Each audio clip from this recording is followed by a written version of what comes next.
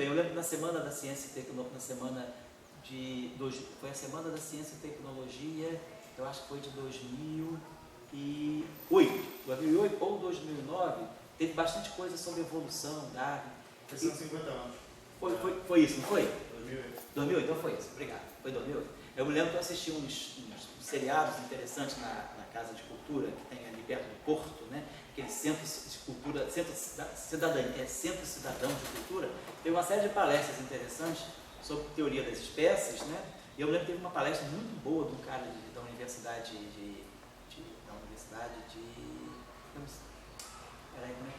Southampton. Era um programa da BBC, então o que o cara colocava que justamente que o Darwin sempre procurou era o elo perdido. Ele sempre procurou aquele objeto, aquele elo que a partir dele todas as espécies daí foram evoluindo. Então, estou só colocando isso, Darwin, porque apesar as chances, eu acho que até talvez ele tenha colocado depois. Mas assim, no fundo, o pensamento de Darwin, apesar de ser um pensamento de construir a diversidade, né, a evolução das espécies, eu acho que no fundo tinha um quê de reducionista, de buscar aquela teoria com um mínimo de parâmetros a partir da qual você gera tudo. Estou só colocando isso em função do que eu aprendi naquela palestra. É a chamada árvore da vida, que você vai fazendo. Mas, eu acho que tem dois tipos de colocações. Uma teoria altamente preditiva, através de uma minimização de parâmetros, e você faz uma teoria preditiva, a supercorda, só que tem um parâmetro, e daí, a partir daí você faz uma teoria preditiva. A outra seria o seguinte: eu não estou interessado em teoria preditiva, entre elas seria a mecânica quântica, onde eu estou querendo tratar uma teoria evolutiva. E nessa teoria evolutiva, de alguma maneira, na sua lagrangiana, tem que aparecer o conceito de chance. Então, uma das maneiras de aparecer o conceito de chance é uma pluralidade de parâmetros. Sem dúvida, um parâmetro você. Mas aí tá, do ponto de vista, eu estou entendendo, do ponto de vista, aí é uma questão de filosofia mesmo. Do ponto de vista da epistemologia, tudo bem. Se você tem a gente em física hoje, a cabeça da gente pensa um pouco assim, se você tem pluralidade de parâmetros para reproduzir diversidade, você já diz, então eu tenho uma teoria efetiva. A gente está sempre assim buscando aquela teoria que realmente seja mínima. E aí, à medida que você, de uma teoria fundamental, gera teorias efetivas, essas teorias efetivas, no caso da teoria eletrofrágil que vamos mostrar agora, da onde é que sai a constante de Fermi, né? Só para lembrar aqui a vocês, eu queria colocar aqui para vocês os vértices, né? Eu tenho eles aqui, deixa eu anotei, por exemplo, se a gente olhar para a teoria eletrofrágil, a gente vai ver o seguinte: a gente começa com os parâmetros, as constantes de acoplamento de Gates são G e G'. Aí, trabalhando lá no início do curso, na questão do neutrino, do neutrino como o objeto definidor do que não é fóton e do que é fóton, a gente partiu daqui e a gente chegou a duas normas, reparametrizou isso aqui. A gente chegou a uma constante de acoplamento E e θ. Na teoria eletrofrágil, a gente passa das constantes de acoplamento de Gauge, G e G', para a constante de acoplamento que a gente vai interpretar como a carga elétrica para o ângulo de Weinberg, né? A carga elétrica ela acaba saindo como sendo o G e o seno do θ de Weinberg. E aqui a gente lembra o seguinte: a tangente do ângulo de Weinberg, a gente viu lá, né? É G sobre G'. Então, quer dizer, eu defino o ângulo de Weinberg como sendo a tangente G' sobre G, perdão. G' sobre G. Então, a partir dos dois parâmetros de Gauge, das duas constantes de acoplamento de Gauge, eu defino uma nova, quer dizer, eu reparametrizo a teoria em termos do ângulo de Weinberg. E, conhecendo o ângulo de Weinberg, e claro, que depende de G e G', e conhecendo G, a gente chama de carga elétrica. Então, a gente sai dessa parametrização e vai para a parametrização da carga elétrica e do ângulo de Weinberg. Então, sai dessas duas constantes de acoplamento e passa a trabalhar com essas duas constantes de acoplamento aqui. E aí, né, quer dizer, a gente pode até escrever aqui o seno do θ dado, se a gente fizer o cálculo aí, a gente vê o seno do ângulo de Weinberg é G' sobre a raiz quadrada de G2 mais G' ao quadrado. E o cosseno do ângulo reto, terminando seno ao quadrado, né? É G sobre a raiz quadrada de G2 mais G' ao quadrado. Então, ou seja, a gente sai das constantes de acoplamento G e G' e vai para E e θ. E aí a gente tira uma novidade. Essa constante de acoplamento de Fermi. A gente mostra que a constante de acoplamento de Fermi das interações fracas, ela dá raiz de 2 sobre 8 G2 sobre a massa do W ao quadrado. Mas a massa do W ao quadrado, ela também sai dos parâmetros, a massa do W, ela sai da constante de acoplamento de Gauge e do valor esperado do vácuo Higgs.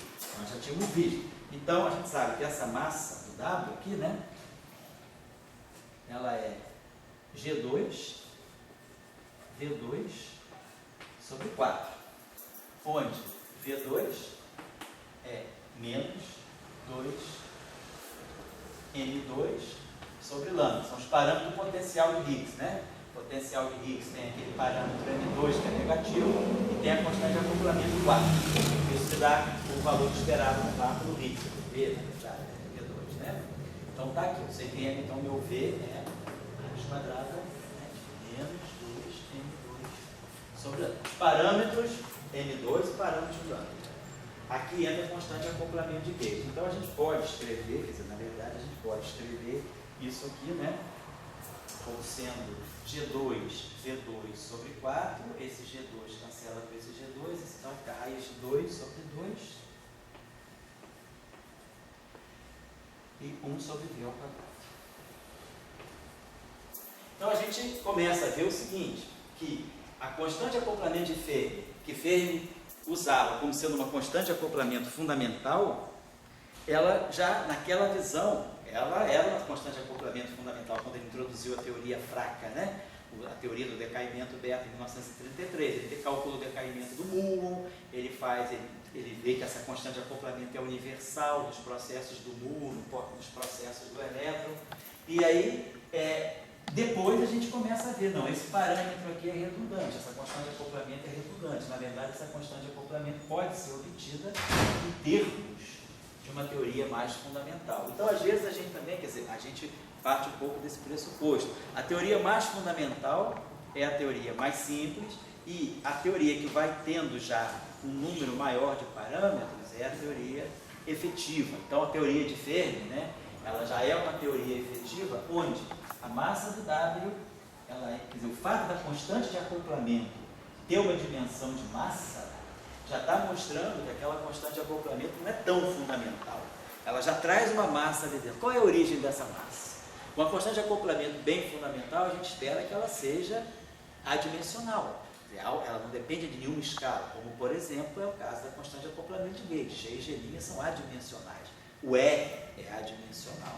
Então, a gente espera que uma teoria que seja mais fundamental, ela tenha constantes de acoplamento mais limpas, né? A gravitação é complicadíssima, né? Newton metro quadrado por quilograma, a constante de Newton, né? De 6,7 vezes 10 a menos 11 Newton metro quadrado por quilograma ao quadrado. Então, é uma constante de acoplamento super cheia de dimensões. Então, isso aí deve estar indicando, bom, a gravitação, do ponto de vista fundamental, é algo muito mais complicado, porque ela chega a nós com todas essas dimensões, esses parâmetros dimensionais. Isso deve estar indicando que tem uma teoria muito mais simples, assim, muito mais profunda por trás disso tudo. Então, eu acho que é uma questão assim, um pouco de visão. Quer dizer, aquilo que é uma teoria... Agora a gente sabe, a teoria eletrofrágil não é uma teoria fundamental, tem 17 parâmetros. Certamente tem uma teoria mais fundamental. Por que eles dizem que tem 19 parâmetros? Oi?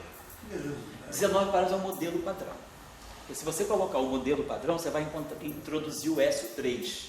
Aí, quando você introduzir o SO3, você vai introduzir a constante de acoplamento forte e vai introduzir o ângulo θ do CP forte. Quer dizer, o modelo padrão, você vê, tudo está no setor eletrofrágil. São 17 parâmetros do setor eletrofrágil, mas,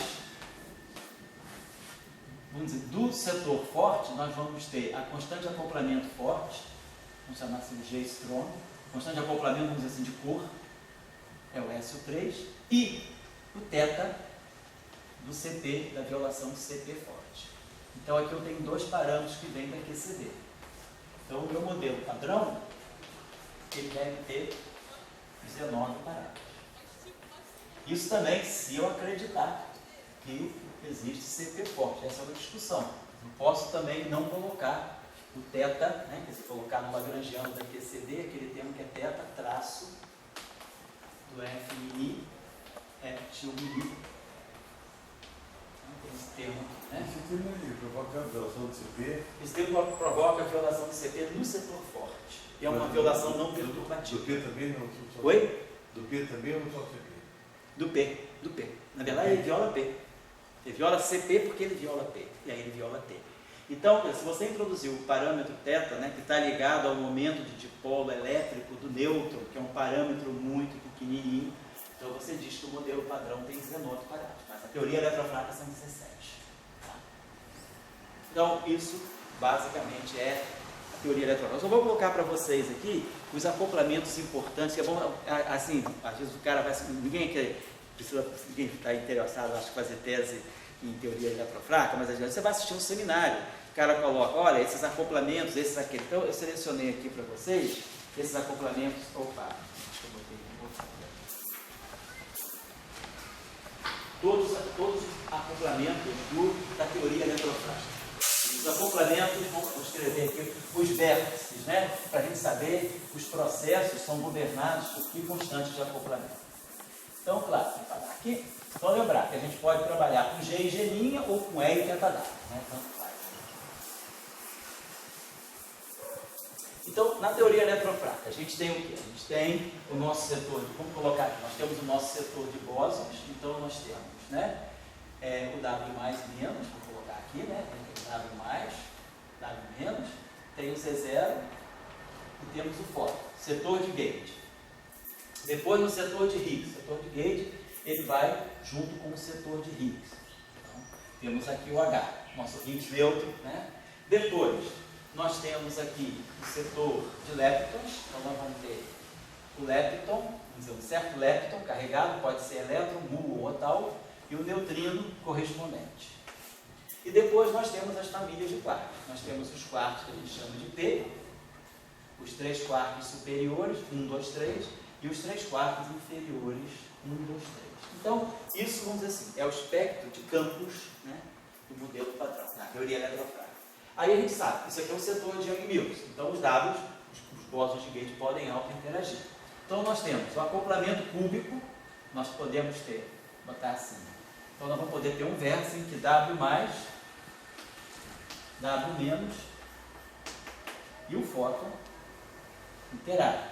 A gente já falou sobre isso aqui, é aquele termo que é não mínimo, a gente falou aqui a origem desse termo não mínimo, que produz o momento de dipolo magnético correto do W. Então nós temos essa interação, W mais, W menos, eles são carregados, eles podem interagir com o fóton. E aí a constante de acoplamento que aparece aqui é um acoplamento eletromagnético. Então a constante de acoplamento, vamos dizer assim, a amplitude dessa interação é a constante de acoplamento eletromagnético, é o E. É dúvida ou relaxamento? Alguma dúvida aí? Alguma coisa assim, né? Depois nós podemos ter, aí do setor puramente fraco, nós podemos ter a interação dos Ws com o Z0.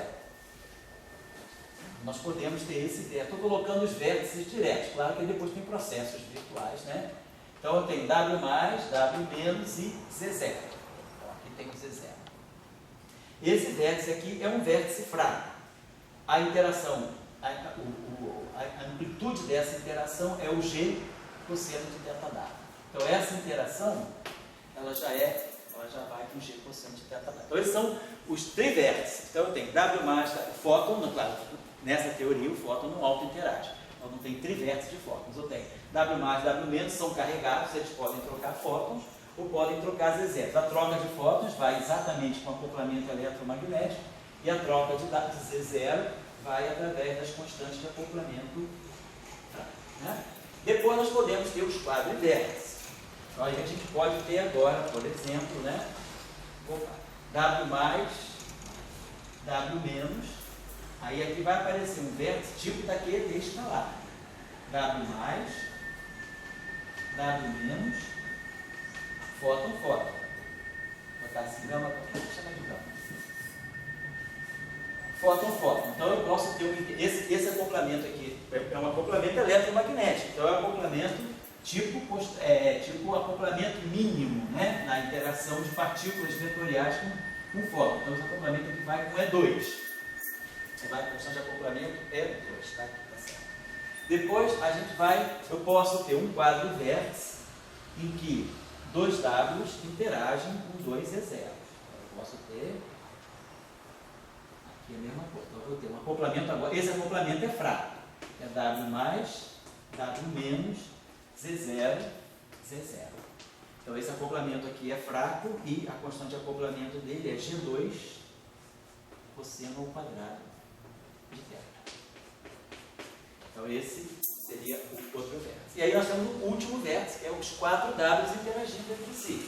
Eu posso aqui agora, deixa eu botar aqui.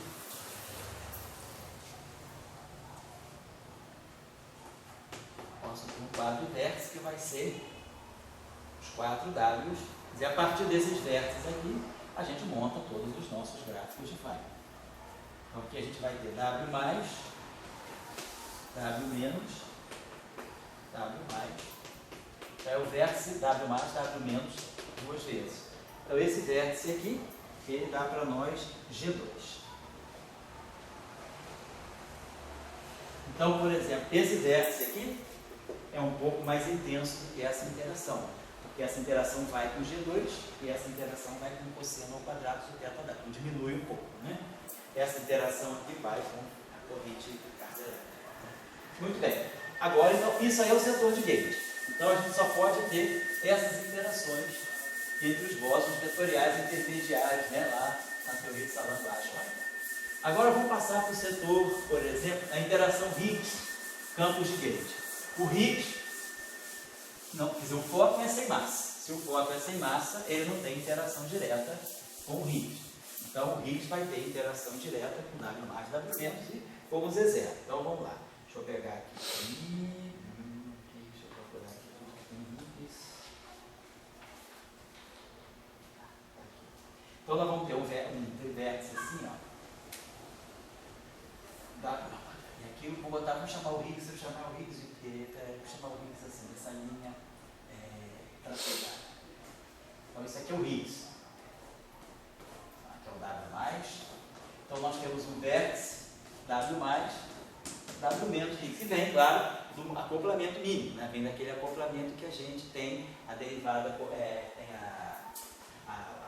o Higgs é um dublete e ele se acopla minimamente com os campos de gate de SO2 e com o campo de gate de 1. Então, o acoplamento do Higgs está aqui.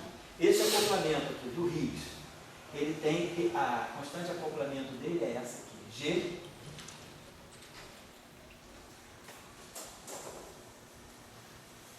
E a massa do nada. Ele é um acoplamento que tem dimensão. Ele é um acoplamento, esse aqui não tem dimensão 1, 3, 3 e 1, 4. Então, a constante de acoplamento que tem dimensão de massa é uma constante de acoplamento super renormalizada. Então, nós temos o acoplamento do Higgs com 2 Ws, e depois podemos ter também o acoplamento do Higgs com 2 Z0. O Z0 também. O Z0 ganha massa. Então, é claro que ele tem que se acoplar ao Higgs. Quem não tem massa não pode se acoplar ao Higgs. W mais, Z0. Então, nós temos esse vértice cúbico. Z0, Z0, Higgs. E a constante de acoplamento dele é a constante de acoplamento G, a massa do Z, sobre o cosseno de θ. Isso tudo sai automaticamente, tá? A gente só substitui lá. Quando tem aqui a questão, a gente pode sempre substituir as constantes em termos das massas, dos θ. Então isso aqui tudo sai naturalmente lá do Lagrangiano e da quebra espontânea de simetria. Então temos esses acoplamentos. Agora, o Higgs pode também se acoplar, ele tem acoplamento, né? Se você a gente olhar para a derivada covariante, a gente tem aquele termo que é BMA, sigma A sobre 2, atuando no dublete de Higgs, né? Vamos chamar aqui no φ, e esse termo cruza. E aí a gente tem BMA, e aí esse termo cruza com esse aqui, BMB, sigma B sobre 2, Higgs, que dá, né? Então a gente tem um acoplamento que vai ter 2 Higgs com 2 bósons. Então a gente vai ter um acoplamento com 2 Higgs também. Não é só um Higgs que vai se acoplar. Então eu posso ter esse vértice aqui. Deixa eu ver aqui. Vou procurar aqui. Então eu vou ter esse vértice aqui que vai ser. Aqui. W+, botar assim, então vai ter um vértice assim.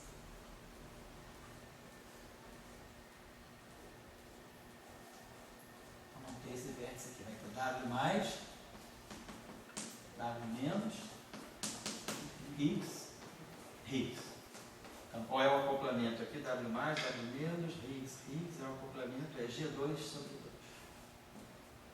Não está G2, não precisa nem botar o fator no meio, G2. Então, ele tem um acoplamento de gate aqui. Depois, nós podemos ter também 2 E0 com 2 Higgs.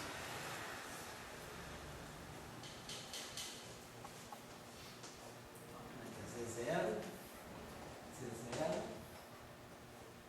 Higgs, Higgs. Então, G2 sobre cosseno ao quadrado de θ. Então, por exemplo, esse acoplamento aqui é mais intenso do que esse, porque tem esse cosseno ao quadrado no denominador. Então, isso aqui dá um número maior do que G2. Então, esses são os acoplamentos, né, do Higgs. Aí se fizer bem a pergunta, o que os cientistas fizeram? Pega ali aquele primeiro, o Higgs com W+. É um acoplamento bastante visível, trilevel. Assim, quer dizer, você tem o W+, que é uma coisa bastante conhecida, assim, no laboratório, interagindo com o Higgs, diretamente. Uma interação bastante forte. Entende-se? Então, quer dizer, se o Higgs é uma partícula tão. Partícula Deus, que vocês falam, né? É Deus que vocês falam, né? Eu não. Deus para mim só lá. Fala aí. Mas por que Deus não aparece por ali? Porque o Higgs vai aparecer uma coisa muito estranha. Entendeu? O decaimento dele no laboratório sem 2 fótons. Em 2 fótons. Por que não seria muito mais fácil de lá, o nome de Jesus Cristo, ele falar, aparece, vem. O Higgs decai também em 2 E0. Isso. Ele só não tem a interação direta com o fóton. A interação com o fóton é via processo virtual. Sim. Tá? Então, sempre que tem um fóton na jogada. Certo?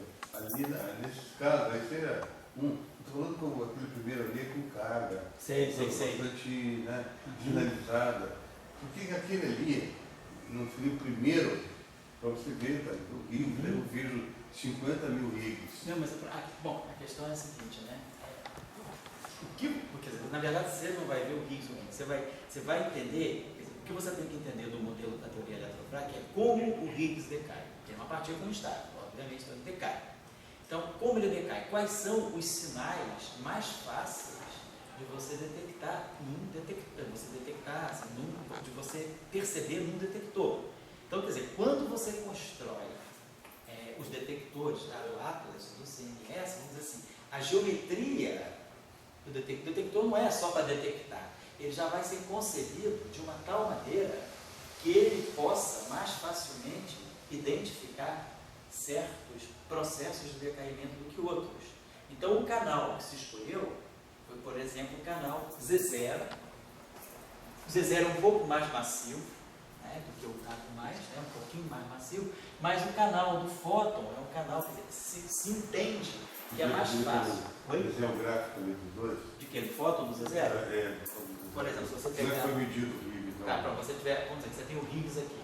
Então, o Higgs pode se acoplar com o loop de elétron, um loop fermiônico. Esse loop fermiônico aqui pode decair, por exemplo, em fóton. Eu não dei esses vértices do setor fermiônico, dos quartos elétrons. Né? No LHC, na verdade, né, o que é mais provável, quer dizer, o Higgs se acoplar com quarks. Quark e antiquark, você tem um loop de quark e antiquark, porque você produz quark lá, né? E aí esses quarks emitem, né, esses fótons. Então, o que você vai buscar é o seguinte: você tem a teoria, aí você faz a fenomenologia. Você vai estudar quais são os processos mais viáveis, mais fáceis de serem medidos. Porque tem toda uma questão experimental de background, que você é difícil às vezes você isolar certas partículas, mas não é tão difícil isolar outras. Então você vai procurar, você vai já desenhar o teu detector de acordo com a tua teoria, para você ver, desse detector vai ser mais fácil eu medir, por exemplo, a correlação de fótons que podem ser provenientes do decaimento do Higgs, do que, por exemplo, encontrar o decaimento que o Higgs, claro, ele pode decair também em W+, W-. Hoje a gente sabe que esse ano mediu um outro decaimento do Higgs, que é nos leptons, Higgs decaindo em tal mais, tal menos. Então, você tem que também saber o que você vai medir. Não é que você vai medir qualquer coisa. A teoria te dá muitas possibilidades de decaimento, mas você tem que ver desses decaimentos possíveis, quais são aqueles que são mais fáceis de serem detectados. Aí muita gente vai discutir com o fenomenologista. Ele tem uma história. O que a gente discute aqui com o teórico, assim, não paguei, isso aqui não pode pagar. Por que você não faz um estudo do decaimento do Higgs que não tenha lucro envolvido? Certo. Que não tenha lucro envolvido. O problema Você poderia pensar. E que não tenha, quer dizer, um respaldo contra ele leva. Então, aquele ali, aquele W, o primeiro lá, tem partícula carregada, isso aí, se você usar também sair, ele estaria com partículas carregadas, quer dizer, as partículas carregadas é uma coisa muito fácil. Mas aí que está, olha, você tem que pensar o seguinte, as partículas carregadas, elas interagem muito. Então, do ponto de vista experimental, não é tão fácil você isolar e ter certeza que esse W+, e o W decai muito rápido também. O fóton é estável. Então, se o Higgs decai em fóton, o fóton vai. Mas se o Higgs decai no W, esse W decai imediatamente. Ele pode decair em leptons, né? Ele pode decair num W+, num elétron, num positron, pode decair no positron, no fóton e, sei lá, numa outra partícula neutra. Então, é difícil você também isolar esse decaimento, assim, eu quero que o meu Higgs decaia em W+, W-. Ótimo, mas você tem que ter muito controle de que você vai ter acesso a esse W+, e W- que estão vindo exatamente do decaimento do Higgs. O fóton, como é neutro, é difícil também você controlar o background de fóton, mas como o fóton é neutro, ele tem uma durabilidade. Você detectar uma partícula, o Higgs já decai rápido, ele decai em W+, W-. Esse W decai rápido também, quer dizer, o que sobra para você não é o W, é o jato de férmions que esse W vai emitir. Hoje, quer dizer, os decaimentos que a gente usa hoje, que a gente sabe que o Higgs decai, quer dizer, o Higgs, quando foi anunciado em 2012, ele foi anunciado por 2 fótons e dois exéteros, os 2 decaimentos. Hoje, o que se tem depois no Run 2, nessa segunda rodada do LHC, é Higgs decaindo em W+, W-, ou em tal mais, tal menos. Higgs decaindo em tal mais, tal menos.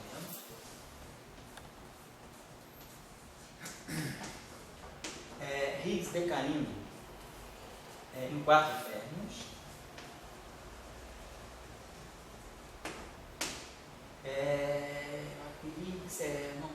Bom, o que eu sei é que os mais importantes foram esses, além dos 2 primeiros, né? Que era o Higgs decaindo em 2 fótons e o Higgs decaindo em Z0 star. O Z0 star é o Z0 virtual que decai. Então, esses foram os decaimentos de 2012, o primeiro run. Agora a gente já tem outros modos de decaimento. Mas podia mostrar que é um loop? Isso aqui é gráfico de loop. Então, como é que fica um loop só? Você vai ter o Higgs aqui, nós estamos decaindo em tal mais, tal menos, né? Então a gente vai ter, o Higgs vai se acoplar com os férmions, tá? Vamos colocar assim, o Higgs se acopla com Z0,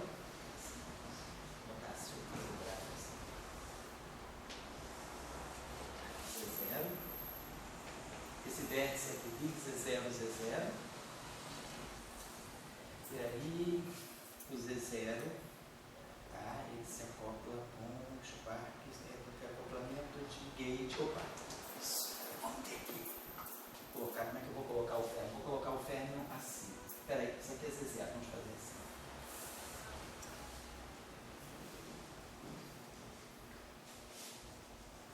Então eu formei esse gráfico aqui, o Higgs, formando um loop virtual de Z0 com Z0.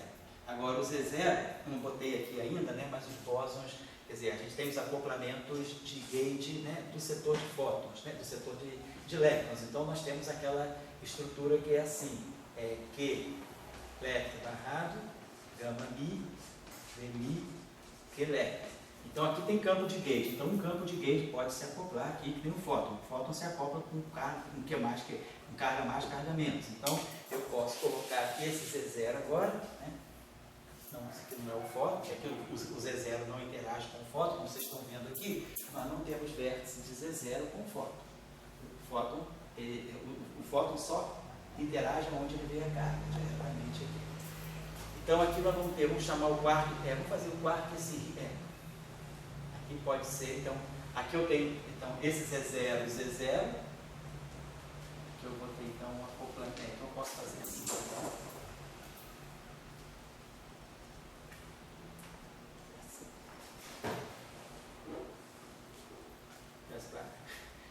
Podia ficar mais bonitinho. Posso fazer assim, só para melhorar a geometria.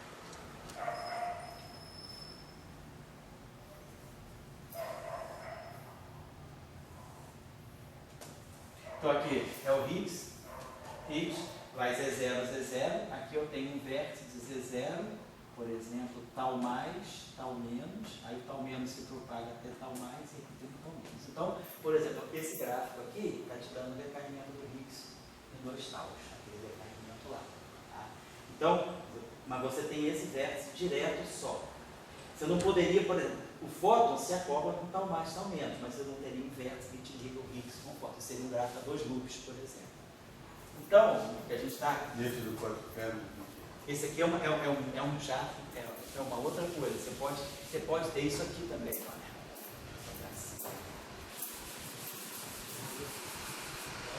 Pois não. Sem intervenção, né? Fala. Um dos motivos de você não investigar no cérebro, por exemplo, se o decaimento não dá por mais e dá por menos, Certo. para colocar, Sim. um processo ali mais simples a princípio, né? Isso. É que aqueles dois, eles andam muito pouco no detector. Isso. Exato. Então o detector ele é imenso. Eles caem muito rápido, Muito rápido. Eles andam muito pouco. Já o fóton, Isso. muito embora venha desse decaimento de grupo, ele vai embora. Pois é, o fóton aciona algum barorímetro. ele tem, exatamente, ele tem bastante estabilidade. O problema dos dados é que eles são muito instáveis. Então, quer dizer, o decaimento do Higgs decai no dado, mas o dado decai imediatamente, o dado decai em lepton, neutrino.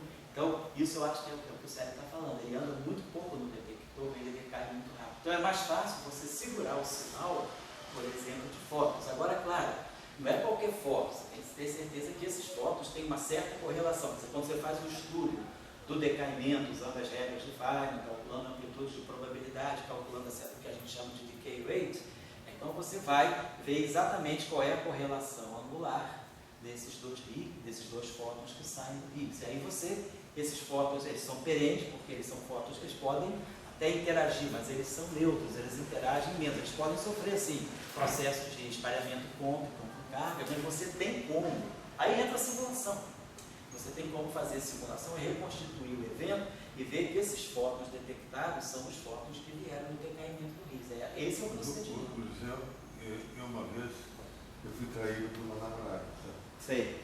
E daí ela disse, não, eu vou te trair. Daí ela começava, você me viu ele em cima de mim? Eu não vi. Mas pelos trejeitos dava para ver que eu fui traído. Entendi, sei. Processo virtual.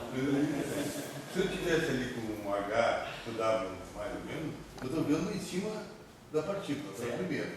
Esses de loop, você constrói um loop, você constrói uma coisa, não vou tentar. Em muita discussão, porque é delicado e me foge o meu... Você está levantando a questão. Você, por aqui, você não pode dizer, você sente que foi traído, mas lá, se está lá em cima, está em cima dela. Aí, se você tiver uma coisa que está em cima dela, daí você foi traído. Essa foi máxima, né? Não tem sentir traído apenas.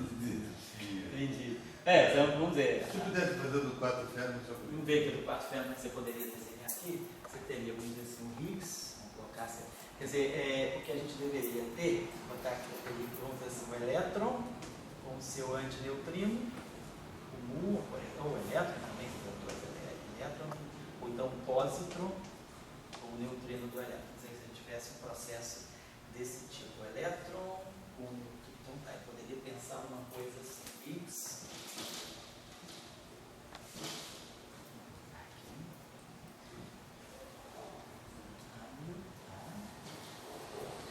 Processo, esse acoplamento, quer dizer, se a gente quiser colocar isso aqui, esse vértice aqui é um vértice, está certo, terminou, eu teria que ter dois férmions, tá? Dois férmions nunca se acoplam com dois campos de gauge.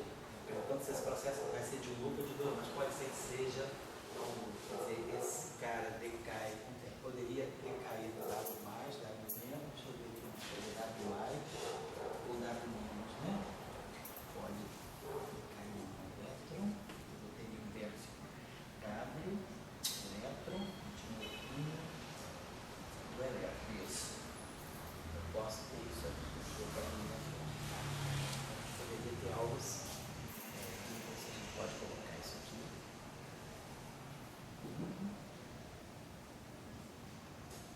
Tá, vamos estar.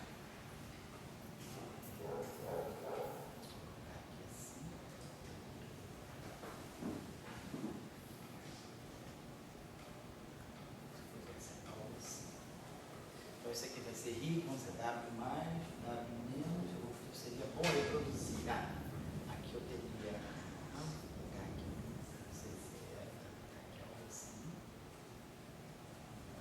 Nós temos esse vértice Z0 com dois Ws, né? Temos aqui o vértice Z0 com dois Ws, está certo. Então aqui eu teria Z0W, tá? Esse W aqui, esse W aqui, depois esse W pode decair, tá certo? Algo assim.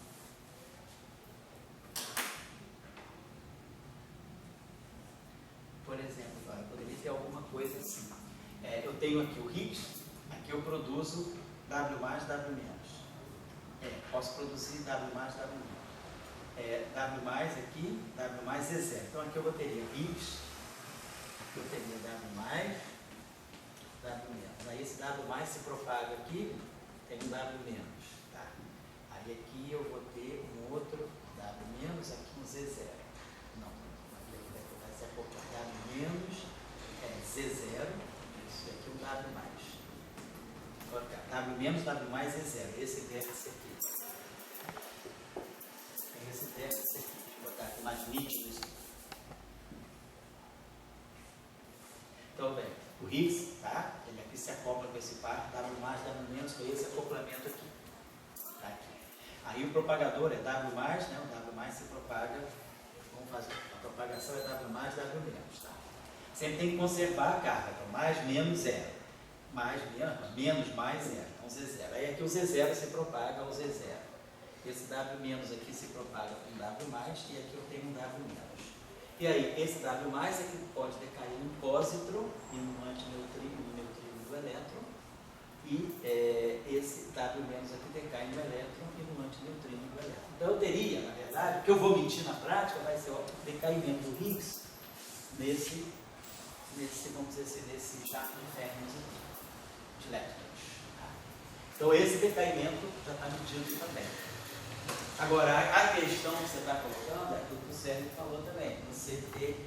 Está claro para você, Guilherme? Tá? É só compor o gráfico com os vértices que você tem à disposição. Tá? Agora, a questão do quarto, né, do fóton, Dora, é que realmente, quer dizer, no modelo, quer dizer, a gente tem que pensar o seguinte: você está testando um modelo padrão. E o modelo padrão parte do pressuposto de que quem não tem massa não interage com o Higgs. Então o fóton é sem massa.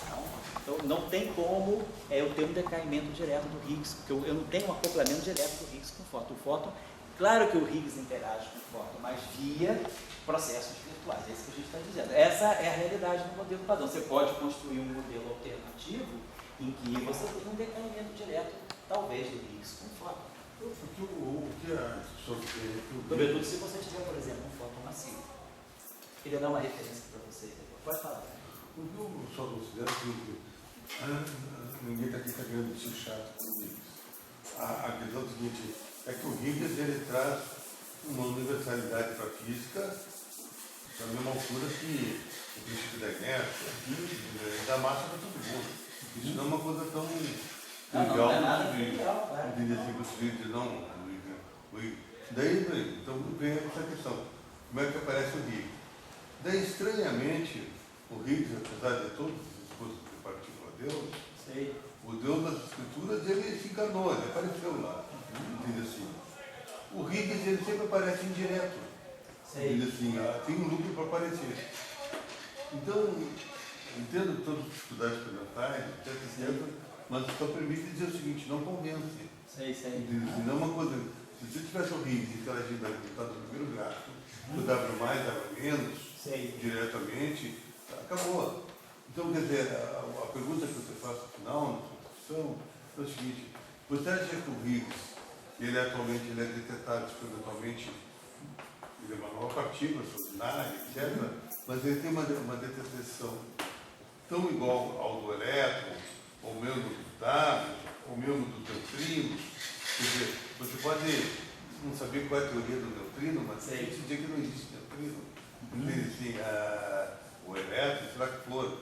Então tem multidões de partículas aí, que digamos, você pega esse teu data, na mão, mas as partículas estão aparecendo diariamente, facilmente no laboratório. Daí vem o seguinte, por que esse Deus das escrituras de teoria de campo, entende assim, não aparece também, entende assim, a gente quer pegar uns cursos da montanha aí dele, entende assim. Primeiro, porque você não é judeu. Segundo, porque você não é Abraão. Segundo, porque você não é Jacó. Deus apareceu para quê? Para Abraão, para Isaac, para Jacó e para Moisés. Você não é circuncidado. Mas o Cristo lá naquela. Diz que tinha 50 mil pessoas no Sermão da Montanha. Isso eu sei, sim. E ele falou que não faz um pouco. Dória, eu vou te dizer. Mas eu só queria que você fizesse uma comparação entre o aparecimento do Higgs e do elétron ou de uma partícula que você escolhe aí. Por que o Higgs é tão embutido no aparecimento dele? Primeiro, porque ele é uma partícula muito instável. Então ele decai. E outra coisa, segundo os experimentais, para você ter certeza que naquele background todo você está produzindo um Higgs, você tem que fazer uma leitura de. Para cada Higgs que você produz, você tem um background, você tem que produzir 1 trilhão de eventos, 10 avós. Quer dizer, você produz um Higgs a cada 1 trilhão de eventos. Então é 1 em 10 a 12. Então você tem que fazer uma varredura muito limpa para ter certeza que é o Higgs. Segundo, o Higgs decai. Outra coisa, o Higgs é uma partícula neutra, sem spin. Quer dizer, uma partícula que não tem spin, quer dizer, é difícil você pegar com um campo magnético, ela é neutra, então ela também interage um pouco com a matéria. Então, é diferente, por exemplo, do W+. O W+, ele tem carga, ele tem momento magnético, que não é tão pequeno.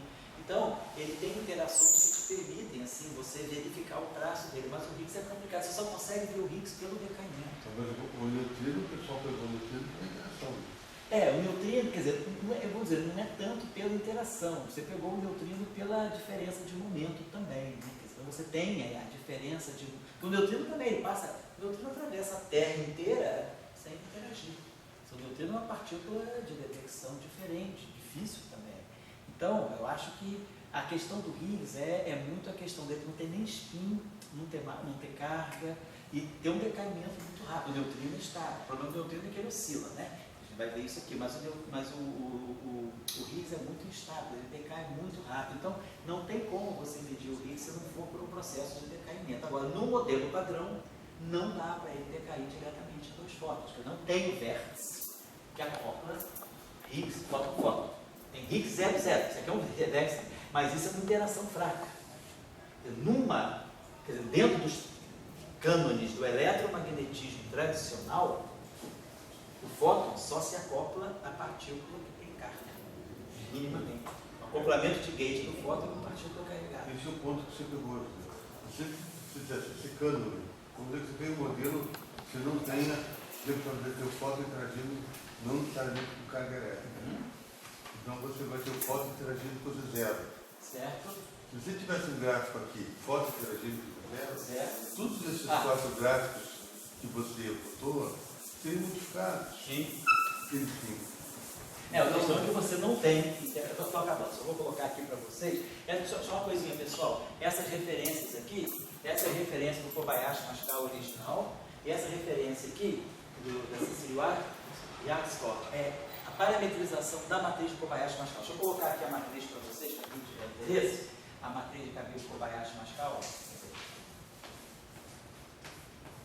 Vou só escrever uma matriz 3x3, então, unitária, com essa parametrização. A parametrização que se usa é essa que eu vou explicar já já o que é isso. Se esses núcleos, Oi? esse núcleo, vamos dizer o seguinte, Pode falar. o resumo da discussão. Por enquanto, o Higgs aparece através de núcleos. Isso, o Higgs através. Daí, se você comparar o Higgs com o Trairinha, Sei. Trairinha, ele é dito que ele fez um golpe parlamentar. Sei. Você acha que o Higgs estaria fazendo um golpe quântico também?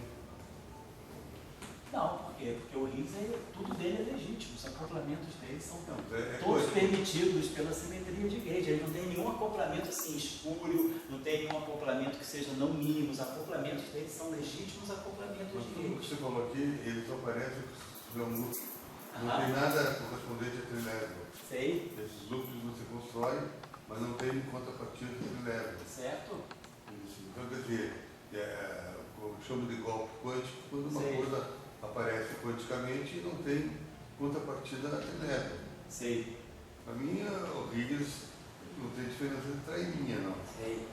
Eu tenho que pensar, eu não sei, eu acho, bom, estou escrevendo aqui, estou falando, mas eu acho que a gente também tem que pensar o seguinte, que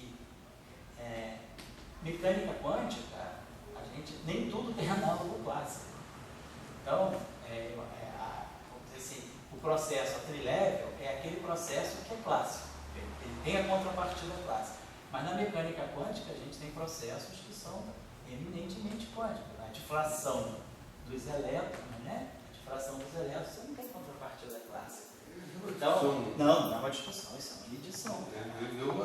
Eu acho que a mecânica quântica te dá processos que não tem análogo clássico. Tudo que é trilevel, que você coloca, a trilevel é alguma coisa que está na teoria clássica.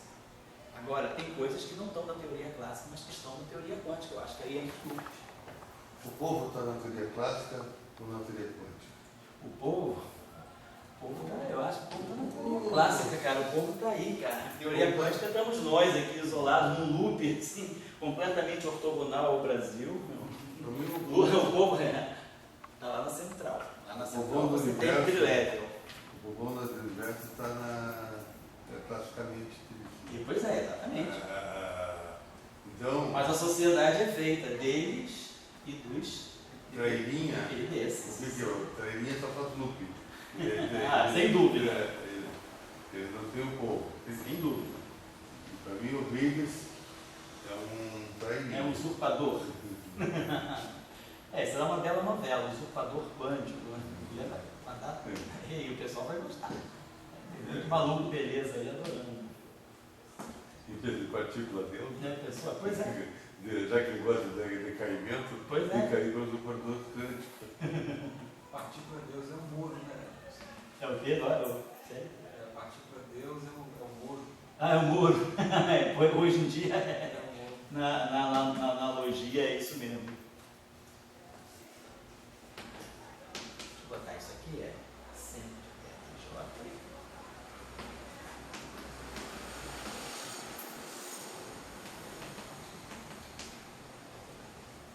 Então a matriz de Kobayashi-Maschal, ela tem esses 3 ângulos. Teta 1, 2, que é o que mistura o quarto U com o quarto D.